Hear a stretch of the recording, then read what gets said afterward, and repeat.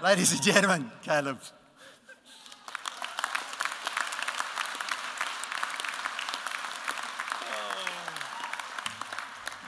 Hi, kia ora everyone. Thank you for that, Mark, for telling everyone everything I've ever done. And thank you to the team for inviting me here. It is a wonderful opportunity to share a part of my story. I really mean that. Now, the brief was given to me to inspire you. No mean feat. So I thought about the word inspiration. What inspires me? Well, it used to be people striving for their goals that they'd set. And when I say goals, I mean those big, sometimes unrealistic and fanciful ones we call dreams. There's nothing better, right? Our culture is built on dreams. What inspires me now? Well, as I get older, it changes. Right now, it's people. Ordinary people. Ordinary people who get out of bed and get their ass to work. Those who manage to face the day despite the struggle of everyday existence. And I don't believe that we congratulate ourselves enough for what can be easily taken for granted, the ability to conquer a day. And yet here you are, graduate. You have absolutely seized your moment. Not only did you get out of bed, but you really made something of your days. I hope today you are filled with some kind of pride amongst a whole lot of relief. You've done a stellar job. Me? Well, my story is not so straightforward. From the moment I left New Zealand at 19 years old, an idealistic and obsessive theatre kid, not sure of anything, I ran headfirst into more challenges than I can count, and more than you have time for today. I know a certain degree of this is part of growing up, running through your 20s at blistering pace to try anything and everything. But I did so without an anchor, without a centre. I didn't know I needed one, I didn't know how to build one, so I was just, a kid running blind. After a couple of years in Melbourne, I ended up on national television singing to 2 million people, 2 million armchair critics, I should say, a night. And that was followed by 5 years of near non-stop touring and shows where I positioned myself to leave my heart on stage night after night. Shows like, as you've already heard, Jesus Christ Superstar, Priscilla Queen of the Desert, the musical, We Will Rock You, Burn the Floor, The Voice Australia. Now, don't get me wrong, what I do, it's a thrill. I love it. It's a drug, unlike anything you can buy over the counter or find in a side alley. But unfortunately, like such things, there is a come down. The isolation of touring thousands of miles away from home, coupled with that seesaw of adrenaline and then depression from being on and off stage, and the illusion of joy and camp abandon as you travel about, can leave one, as it did me, feeling a little empty and misunderstood. I had realized my dreams and I was living them, but it took everything in me to keep them alive and to keep me alive. At 25, I came home from touring internationally because I was so sick and so psychologically exhausted that I just couldn't continue. I will never forget being so beset by anxiety and panic at maximal levels that my ears rang constantly every day and my body began to operate as if I were wasting away. I had constant aches and pains, and I shuffled quite literally like an elderly man because my body was begging me to stand still. It was wanting me to give up. And this was me on my journey to conquer my existence and reach my dreams and become the most important, the best at what I did. Yet, when I came home at 25, I realized I had no one around me who knew me. I barely knew myself, and I seemed to belong nowhere at all. Once I was off the road, living my dreams, I was wandering and lost. Now, this isn't intended as a cautionary tale about how following your dreams can physically age you half a century if you're not careful. It's just to describe where I am in my life right now, standing before you, reassessing what's important to me, my dreams versus my well-being, and the balance of all that. And good luck, that's what you're about to do. It's easy for me to get up here and rattle off my resume and hope you'll go, ooh, an R, but you did for Peppa Pig, which is great. But after a year like 2020, I just thought, in considering the current mental health crisis we're in New Zealand and around the world, I think it's important that I shared my story this way. About the grit behind the glamour of show business, about the price of following your dreams, my price for following my dreams.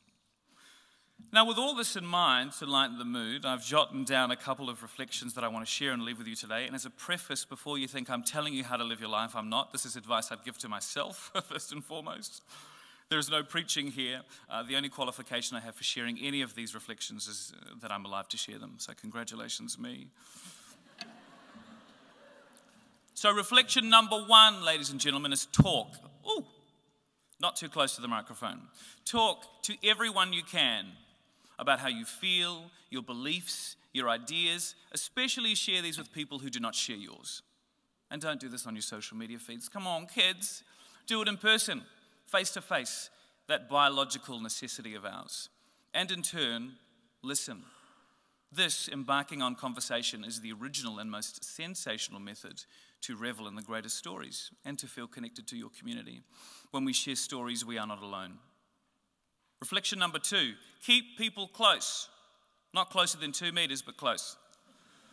Keep all kinds close, I say. Naturally the kind you love, of course, but also the kind you cannot stand. And there's a reason for that. They'll teach you. Now, some will teach you about love, but obviously the latter will teach you about patience and tolerance. But 2, these people of all kinds will support you. Across your various trades, you are about to embark on journeys that will be for some tiring and hard fought. Take it from the kid who threw himself halfway across the world into loneliness to learn it the hard way. You are incredible as you are, but you are extraordinary as part of a team. Reflection number 3, say yes to the dress, to the job, to something new. When I first ditched New Zealand, I did so with a dream in my pocket and not a single dime to make it happen. I had these big budget musicals in sight for me, but it wasn't to be. Instead of lamenting my losses as I was turned away from auditions and colleges who told me I'd never make it because I couldn't successfully pirouette, I fought back by taking any job I could.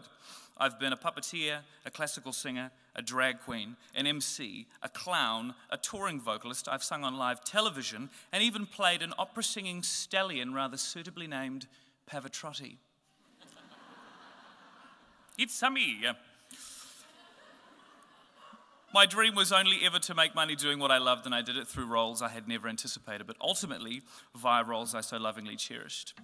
If my sights had been narrowly and stubbornly set, if I had been resolved to say no time and time again, I would have fatally stunted the chain of events that led me from one role to another.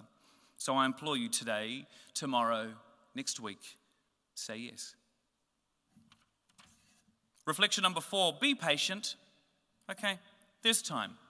Now look, I know 2020 really threw a curveball at this idea, but I promise you, at least up until the point where we all end up drowning from dramatically rising sea levels, we have time. And for those of you who can swim, good news, you'll survive a couple more days. But I mean this, seriously, breathe, be patient. The overnight successes that are relentlessly fetishized and glorified in our now global culture are generally absolute flukes or the result of astronomical wealth and circumstance. Impatience with your goals encourages a kind of narrow-minded aggravation that means you simply will not enjoy being alive and no one will enjoy being around you. You've heard it before, live in the moment, babe. And that doesn't mean settle. It just means, look around and celebrate and be satisfied with the smaller milestones that you reach. Be patient, say yes, and your life may just barrel down a path you never could have imagined. It's this randomization of fate that I believe is life's greatest spice, not salt and pepper. Finally, reflection number 5, this is coming to an end. The final one is be kind. Even when you don't want to be kind. It's something as simple as a look, a smile, acknowledgement. The power we have in our ability to simply recognize others, I promise you, as a kid who felt ignored, it's dynamite. Even those we're seemingly in competition with, right? Be kind to them. There's enough room for everyone to enjoy success, and you'll be happier for it when you allow that space for others. So I say, be kind, say yes, relax, revel in community, and take your time. And let me just say finally, emphatically, with a great sense of pride for your tenacity to make it out of bed each morning and own your space, congratulations, seriously.